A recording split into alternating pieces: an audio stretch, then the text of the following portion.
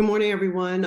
I am Nicole Franks. I appreciate the opportunity to speak with you all today and represent the healthcare system perspective on changes to the diagnostic process. And I know there's a number of clinicians on the call who've had their own varying lived experiences in their varying hospitals and health systems, regions of the country, or different countries. And hopefully can reflect on the few themes that I will bring forward as I reviewed the diagnostic process continuum. Next slide, please. So the first concept I really want to bring forward is that of triage. Next slide. And this is how patients are accessing healthcare. And before COVID, this was simply our prioritization directive, getting the patient to the right level of care where the highest quality could be delivered at the lowest cost in timely fashion. And this was business as usual in terms of prioritization. Next slide, please. But as we moved into the COVID-19 pandemic, we really had to shift our mindset and approach to prioritization, leveraging a mass casualty event triage. And we are still continuing to make prioritization decisions based on these algorithms. So what I'm showing you in this table is just a representation of just two major themes that healthcare systems have to continue to think through and make difficult decisions as far as the continuum of the diagnostic process. So first, access into healthcare early on. Certainly, at least at Emory, where Ebola was what became our specialty, we approached the COVID-19 patients accessing our healthcare system, much like the Ebola patients, where we had a team and a process to isolate quickly, PPE, optimize, and the whole process. But that quickly became overwhelmed by just the volume of patients showing up, having to then cohort patients in separate tracks, which then also began to break down as the demand increased and increased. And we've seen that in various health systems at various times in the various surges, how that impacted their ability for patients to access care. And in turn, we also had to protect our clinics and other areas of healthcare who had some level of difficulty with sourcing PPE and other things and processes to keep their staff safe to be able to care for patients, and quickly pivoted to other opportunities to care for patients and leveraging telehealth and having to scale that up quickly.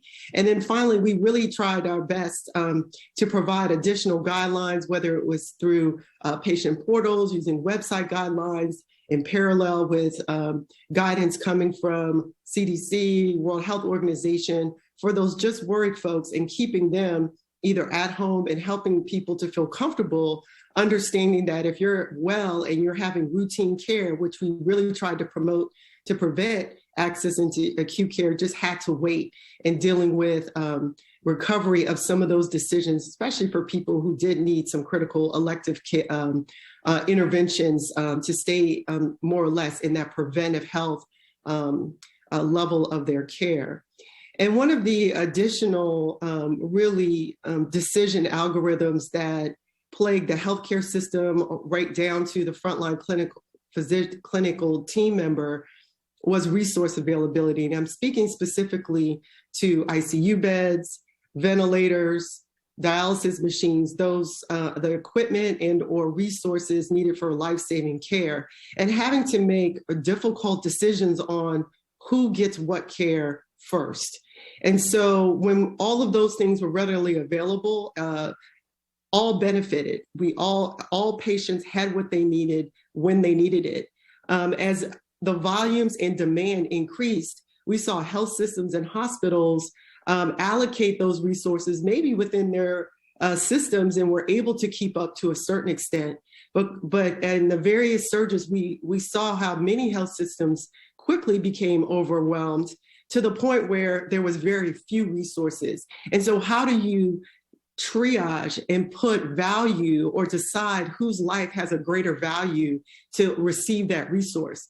And so that again was, it still is, depending on where we are in the state of the various variants through the different surges, many healthcare systems had to really explore and make those decisions differently on how our patients were going to access care. Next slide, please.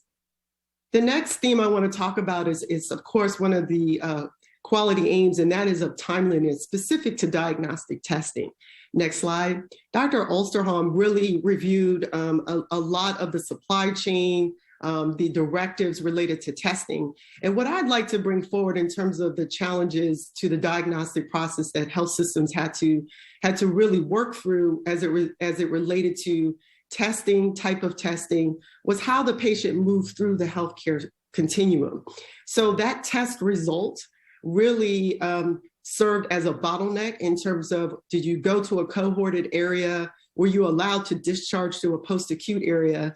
The varying instructions or demands that different facilities had related to wanting to have a complete patient with a negative COVID-19 test before they moved into their environment for their varying reasons of being able to protect their staff and isolate care and follow those public health directives. So that the bottlenecking of the test results, and then even to a certain extent, not even having the test result and having to base diagnosis on just symptoms alone was also a huge variant in terms of how care was delivered, where it was delivered, and how healthcare systems could actually keep up with keeping patients in the right place at the right time to receive their care. And finally, in the next slide, I want to talk about sort of the concept of tapping out. And by this, on next slide, I'm specifically speaking to the challenges of the workforce. And regardless of all of the implications to the diagnostic process, new discovery over this past pandemic, the workforce, the people resource to deliver on the care was and continues to be an ongoing challenge, ranging from just information related to the changing information on what is appropriate at any given time, having to relearn guidance from week to week, sometimes day to day, on what can and can be done for patients, how we protect ourselves became a burden. And even in those who are most heroic and really working in the ICUs on the front line in a consistent manner, seeing the level of illness and death really played a significant role. How did we keep our workforce resilient? And finally, as we've continued now into our fifth surge, we have the workforce just tapping out in various ways, whether it's retirement, whether it's leaving healthcare, simply because of just the inundation and demand of a pandemic and really mass casualty event situation, and really just remembering that our healthcare workforce is part of that mass casualty, not just the patients that we lost. And so I really look forward to the discussion, and I hope these themes, we can reflect on them and engage in some more conversation. Thank you very much.